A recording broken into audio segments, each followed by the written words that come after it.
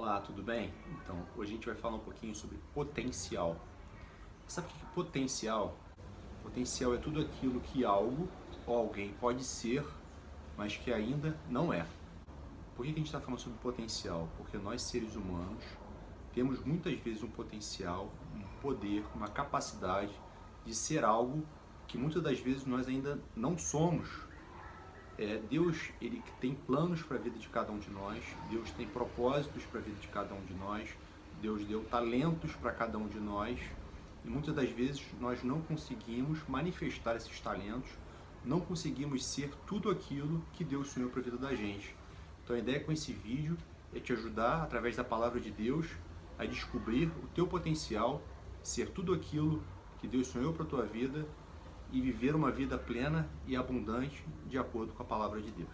Então, por exemplo, para a gente poder entender um pouquinho sobre potencial, a gente pode pensar numa semente. Como é que a gente sabe qual é o potencial de uma semente? Se a gente pegar um grãozinho de feijão, por exemplo, como é que a gente sabe que tipo de árvore aquele grãozinho pode se tornar, que tipo de fruto aquela árvore pode dar? A gente olha para a árvore da qual ela se originou. Então, quando a gente quer saber o potencial de uma semente, a gente olha para a árvore da qual ela veio e a gente sabe no que ela pode se tornar. Nós, seres humanos, nós somos a imagem e semelhança de Deus. Nós temos o potencial de sermos tudo aquilo que Deus o é. Em Salmo 81:6 está escrito assim: sois deuses, sois filhos do Altíssimo. Então, se Deus é fiel, bondoso, carinhoso, misericordioso, tudo que a gente imaginar de bom, de maravilhoso que Deus tem, nós temos o potencial de sermos igual a Ele. Bom, potencial é tudo aquilo que você, na verdade, é, mas que ainda não se manifestou. São todos os lugares que você pode ir, mas ainda não foi.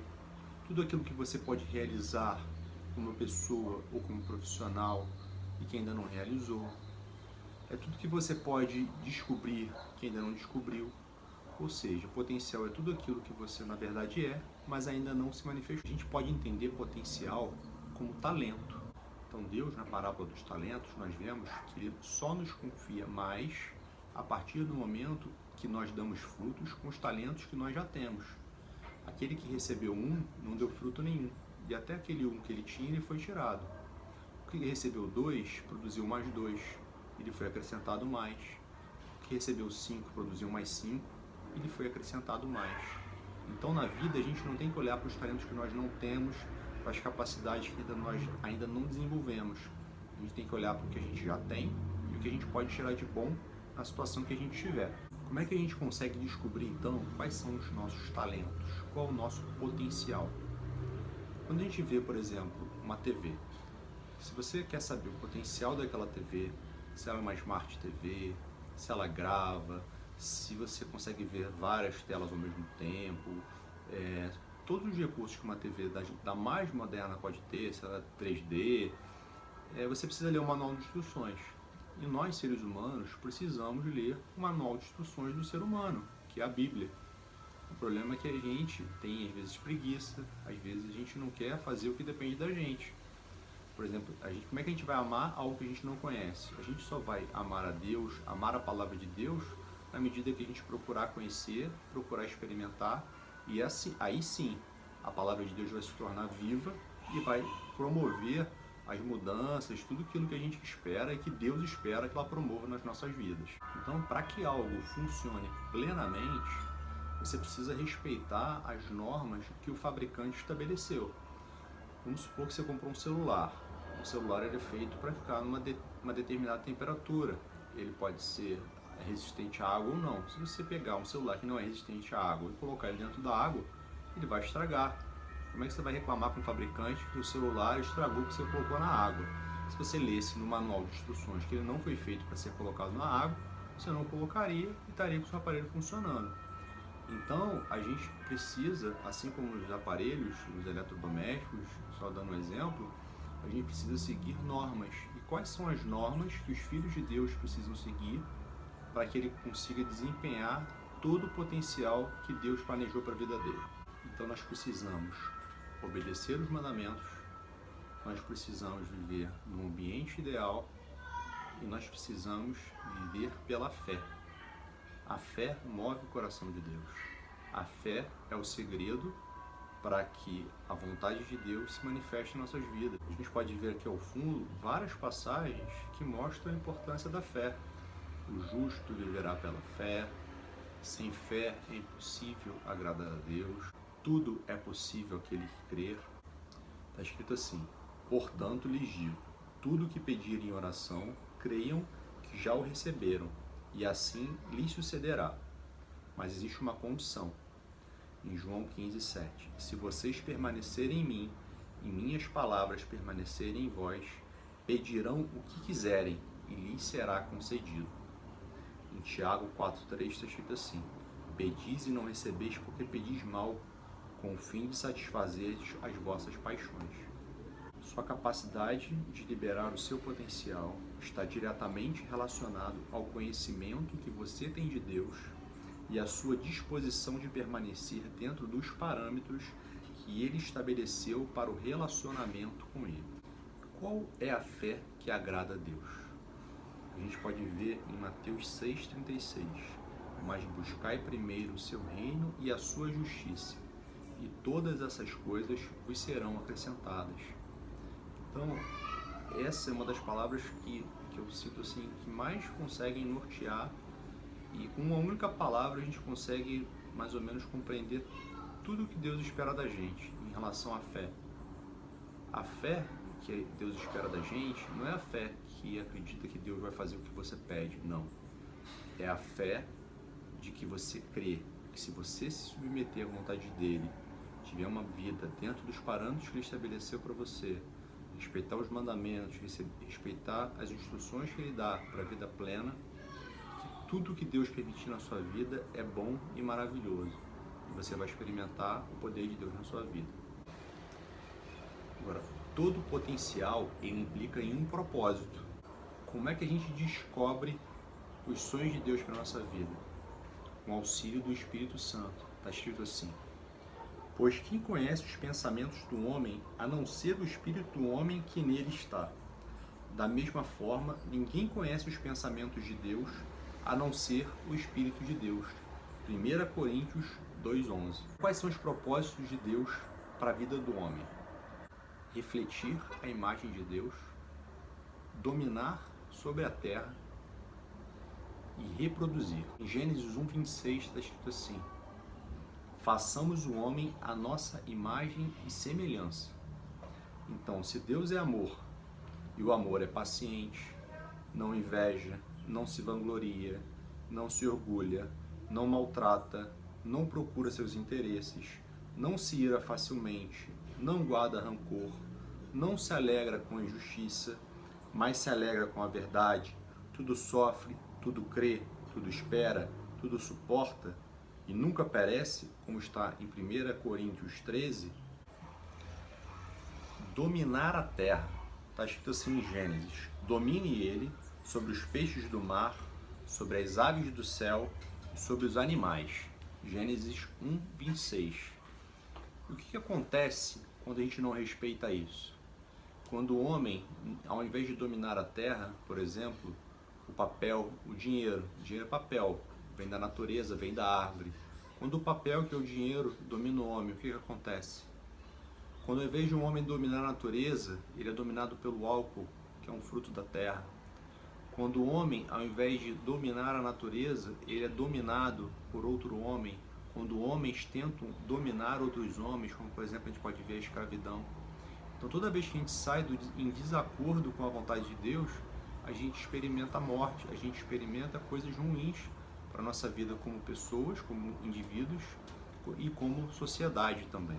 Deus também criou o homem para se multiplicar. Está escrito assim: Deus criou o homem para se multiplicar e povoar a terra. Se multiplicar não significa necessariamente procriar, ter filhos, mas multiplicar os seus valores, multiplicar os seus dons, multiplicar os seus talentos. Então, você não precisa necessariamente ter um filho para passar os seus valores de caráter, de família, de amizade, de religião para os seus filhos. Você pode passar isso para a sociedade, para os seus amigos, para as pessoas com as quais você se relaciona e quais são os tipos de dons, de talentos e recursos que Deus nos dá. Nós temos então recursos espirituais, está escrito assim, a diversidade de dons, mas um só Espírito, 1 Coríntios. Nós temos recursos físicos, mas com muito cuidado, porque a gente tem sempre que lembrar de que tudo nos é permitido, mas nem tudo nos convém. Recursos materiais, está escrito assim, de que adiantará o homem ganhar o mundo inteiro e se perder a sua alma? Mateus 16, 26. Então, Deus nos dá recursos físicos, materiais, espirituais, mas a gente tem que tentar conhecer a vontade dele, conhecer a palavra dele, para a gente poder utilizar tudo isso que ele nos deu de forma mais proveitosa possível. Um último recurso que eu queria chamar bastante atenção, que é muito difícil da gente administrar, é o tempo. A gente vive numa sociedade acelerada, com pensamento acelerado, em que a gente pensa em várias coisas ao mesmo tempo e às vezes a gente deixa de perceber as coisas que realmente importam. A gente se preocupa com coisas que a gente espera ter, a pessoa que não casou, o dia que eu casar, encontrar aquela pessoa, eu vou ser feliz. O dia que eu tiver aquele carro, eu vou ser feliz. O dia que eu fizer aquela viagem, eu vou ser feliz. E fica tentando preencher a sua vida com coisas que ainda não tem e às vezes não dá valor para aquilo que já tem. O filho não sabe dar valor aos pais que tem. O esposo não dá valor à esposa, a esposa não dá valor ao esposo, os filhos não dão valor aos pais, os pais aos filhos. A gente às vezes não dá valor ao emprego que a gente tem, porque queria ter um melhor, né? Então a gente tem que saber valorizar o que a gente tem e a gente tem que saber dedicar o nosso tempo àquilo que realmente importa na nossa vida. Então, às vezes, quando a gente tem que parar um pouquinho e pensar, como é que eu tenho usado o meu tempo? Em que eu tenho colocado os meus esforços, o meu pensamento? Será que eu estou ficando tempo demais na internet? Estou ficando tempo demais no Facebook, no Instagram? Será que eu estou ficando tempo demais vendo TV, vendo série?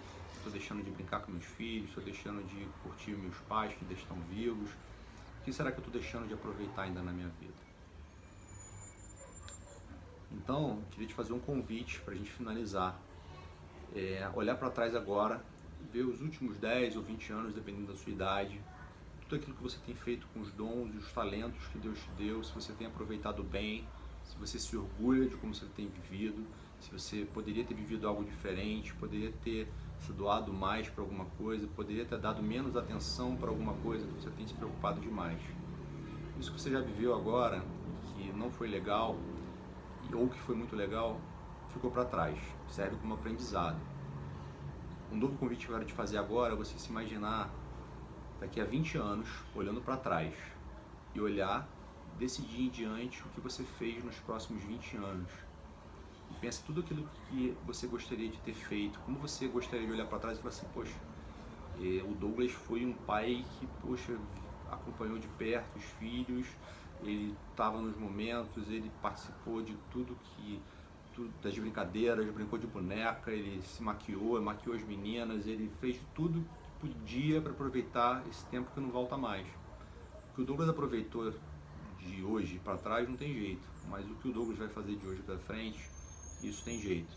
O que você vai fazer de hoje, nos seus próximos 10, 20 anos, quanto tempo Deus te der, isso você pode mudar agora. Então pensa na pessoa como profissional, como marido, como pai, como amigo, como cristão, como o que você quiser imaginar. Como é que você quer olhar para trás e ver a vida que você viveu nos seus próximos 10 ou 20 anos? Vive essa vida, conta com o Senhor, conta com Jesus, conheça a palavra de Deus, se submeta à vontade dele, se submeta aos mandamentos, que você vai ter vida plena, vida abundante. Não se esqueça que todo bem concorre para aqueles que amam a Deus. Mesmo que às vezes pareça mal, mesmo que você não entenda os planos de Deus que são superiores aos nossos. Se você viver de acordo com as diretrizes de Deus, no ambiente ideal, procurando conhecê-lo, se submetendo à vontade dele, você vai ser feliz, vai descobrir uma vida plena e abundante e maravilhosa. A paz de Jesus.